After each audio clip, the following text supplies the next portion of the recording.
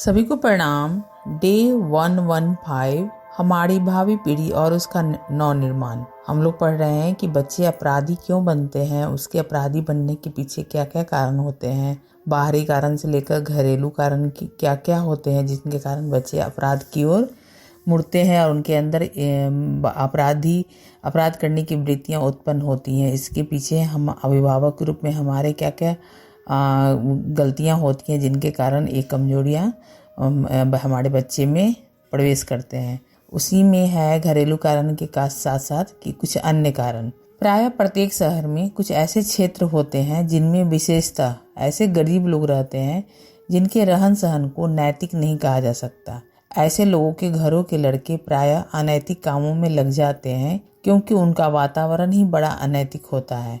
मनोरंजन के लिए बुरे स्थान, जुआ खेलने का स्थान तथा वैश्यालय आदि उनके अनुभव के अंग होने लगते हैं क्योंकि वातावरण में उपस्थित इन स्थानों का प्रभाव उनके चरित्र पर पड़े बिना नहीं रहता।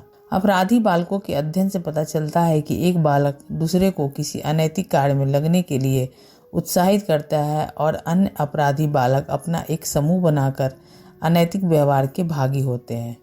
यह अनैतिक व्यवहार ऐसा होता है जिसे कदाचित कोई बालक अकेले करने का साहस न करता।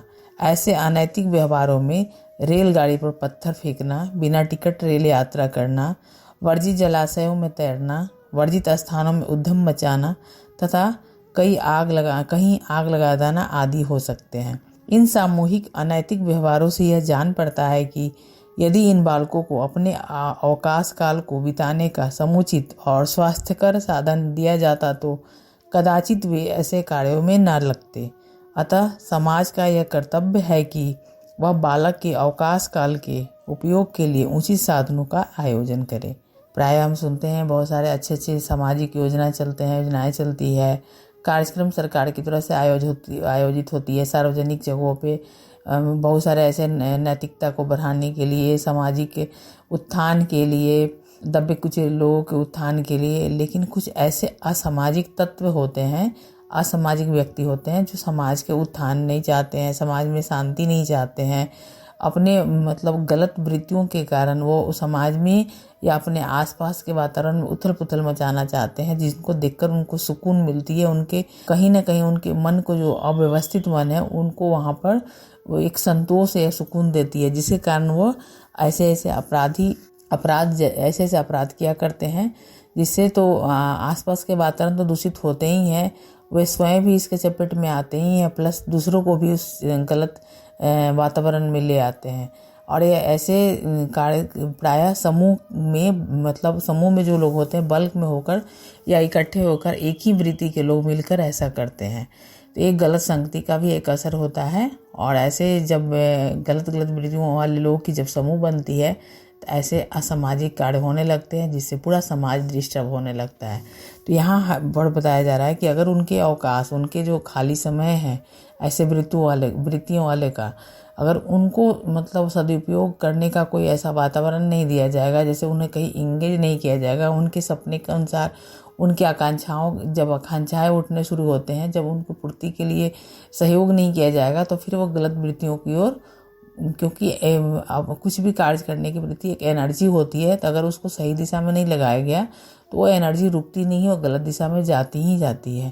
तो एक सामाजिक वातावरण भी अन्य कारण में आते हैं, जिससे बच्चे जो है प्रभावित होकर अपराधी बनते हैं। फैक्ट्री में काम करने वाले बालकों की भी दशा दयनीय होती है। फैक्ट्री में उन्हें मशीन की तरह काम करना होता है, उनकी कभी कोमल भावनाओं पर तुषारपात हो जाता है।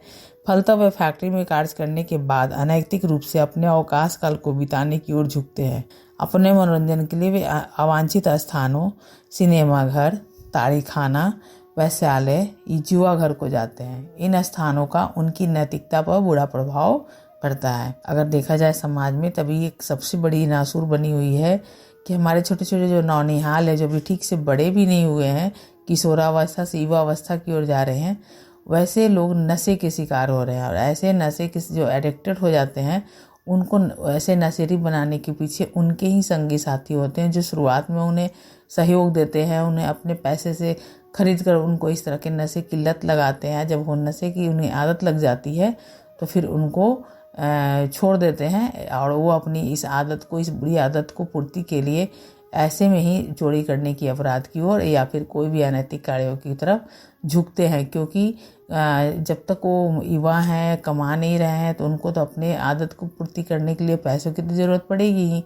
तो घर से उनको तो पॉकेट खर्च ही मिलेंगे, चाहे वो कितना भी अमीर क्यों ना हो।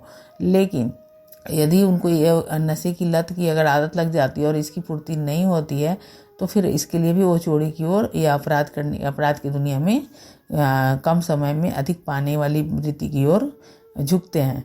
धुआंधार जहरीले प्रचार बालकों को अनैतिकता की ओर प्रेरित करने में आज के जहरीले गंदे प्रचार साधनों का बहुत बड़ा हाथ है। कोई भी शहर ऐसा नहीं है जहां सैकड़ों प्रकार की बीड़ी फैक्ट्रियों, तंबाकू के कारखाने के प्रचार वाहन अश्लील गीत गाते हुए अपने माल का प्रचार करते हुए ना मिले। जनसाधारण का मन अपनी ओर लुभाने के लिए ये सब कुछ नैतिक अनैतिक करने में तनिक भी संकोच नहीं करते। प्रायः देखा जाता है कि अपने साथ नाचने वाले लौंडे रखते हैं। वे विचित्र ढंग से अपने को सजाए रखते हैं, विचित्र प्रकार के हाव भाव दिखाकर, आंखें मटकाकर गंदे और अश्लील कामुकता उत्पादक गीत गा गा कर प्रचार करते हैं। इन्हें देखते ही मोहल्ले के बच्चे उस जगह एकत्र हो जाते हैं और बच्चों का कोमल हृदय इनकी अश्लीलता को शीघ्र ग्रहण करता है। कुछ रंगे रंगाए पोस्टर भी पाए जाते हैं। थोड़ी देर प्रचार करके मोटर तो आगे बढ़ जाती है, मगर उनकी छाप इन बच्चों पर पड़ती है। वे इसी ढंग से उन्हीं गीतों को दोहराते हैं।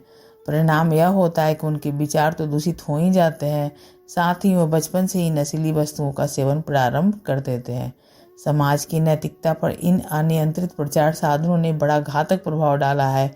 यदि समय रहते इन्हें रोका ना गया तो अच्छाई की ओर ले जाने वाले सारे साधन इनके सामने निष्फल हो जाएंगे। सही बात है, क्योंकि जो प्रचार किए जाते हैं, इस तरह के पोस्टर लगाए जाते हैं, इस तरह के इश्तिहार दिए जाते हैं जिनमें अश्लीलता का मुक्ता होती है। साथ ही ऐसे गाने होते हैं जो मतलब जो युवा वर्ग को वो गाना उन्हें खींचती है अपनी ओर। युवा वर्ग क्या होता है, ऐसे गाने को अपने जुबां पे ले आते हैं। इस गाने की गाने के पीछे जो वृत्ति और विचार होते हैं, जो भाव होते हैं, कहीं ना कहीं उनके जीवन को डिस्टर्ब करता है वो उसको, क्योंकि वो बाल मन उनका होता है। जो देखता है वही बिकता है, जो बिकता है वही देखता है वाली बात हो जाती है। तो जो ज़्यादा प्रचार दिखता है, लोग बल्क में लोग करते दिखते हैं, तो बच्चे भी उनका फॉलो करने लगते हैं। युवा मन तो ऐसा होता ही है जो अगर उसको नहीं कंट्रोल किया जाए, नियंत्रण में नहीं रखा जाए, तो वो वैसी वृत्तियों की तरफ प्रवृत्त होता ही होता है। तो इस तरह धुआंधार जो जहरीले प्रचार होते हैं उससे भी उनके नैतिकता पे, उनकी मोरल को एक तरह से मोरल के लिए चुनौती होती है और अपराध की ओर बढ़ने को उकसाती है। इस ओर सबसे अधिक ध्यान देने का कार्य सरकार का है। जिस तरह अफीम के खुले व्यापार ने सारे चीन देश के निवासियों को अफीमची और काहिल बना दिया था, उसी प्रकार का खुला प्रकार भारतवासियों को बीड़ी, सिगरेट, तंबाकू का अभ्यासी बना देगा। आज नगर तो नगर ही, गांव के 80% बच्चे 10 वर्ष से पहले ही नशीली वस्तुओं का सेवन प्रारंभ कर देते हैं। इस प्रचार साधन में सिनेमा का हाथ सबसे अधिक है। एक नगर में जितने सिनेमा होते हैं, सबके लिए नए चलचित्रों का रोज सज धज कर जुलूस निकलता है। आप देखेंगे कि इस जुलूस के साथ सबसे अधिक संख्या बच्चों की होती है। सिनेमा का प्रचारक आगे लाउड स्पीकर तो खेल की प्रशंसा कर जाता है, पर्चे बांटता है और अब बच्चे पीछे दौड़ते जाते हैं। इनके जुलूसों को ये ही बच्चे सफल बनाते हैं। इनके कोमल हृदय सूक्ष्म रूप से बुराई को ग्रहण करते रहते हैं और अनैतिकता की ओर तेजी से कदम बढ़ाते चले जाते हैं। बच्चे को अपराधी बनाने के पीछे अन्य कारण में देखा जाए तो साधन में, इन प्रचार साधन के साथ साथ सिनेमा का भी सबसे बड़ा मतलब हाथ होता है। क्योंकि सिनेमा जो होती है आज के बनते जो हैं, वो आज की जो सामाजिक जो रहन सहन होते हैं, जो सामाजिक नीतियाँ होती हैं, उस पर आधारित फिल्में होते हैं। और इस फिल्मी दुनिया को देखकर, नए चलचित्रों को देखकर भी बच्चे प्रभावित होते हैं। क्योंकि जो भी प्रचार किए जाते हैं उसमें देखा जाए तो बच्चे की संख्या अधिक होती है और इन जो फिल्म के पीछे जो उद्देश्य होते हैं वो उद्देश्यहीन प्राय होते हैं। ज़्यादा चकाचौंध और एक भौतिकता की आड़ में देखा जाए तो बहुत ही उसमें तामझाम दिखाए जाते हैं जो युवा मन को खींचता है। और इस तरह से बच्चे जो है उनके कोमल हृदय पर इनका सूक्ष्म प्रभाव पड़ता है और बुराई की ओर झुकते हैं और अनैतिकता की ओर भी तेजी से उनके कदम बढ़ते हैं। तो इस प्रकार देखें तो बच्चे को अपराधी बनाने के पीछे कई कारण हैं, जिनमें उपरोक्त कारणों को हम लोगों ने समझा। आइए हम लोग अपनी भावी पीढ़ी के नवनिर्माण में जितना सजग सतर्क रहेंगे उतना ही हम अपने नौनिहालों को, अपने भावी पीढ़ी को नवनिर्मित करते चले जाएंगे। सभी को धन्यवाद।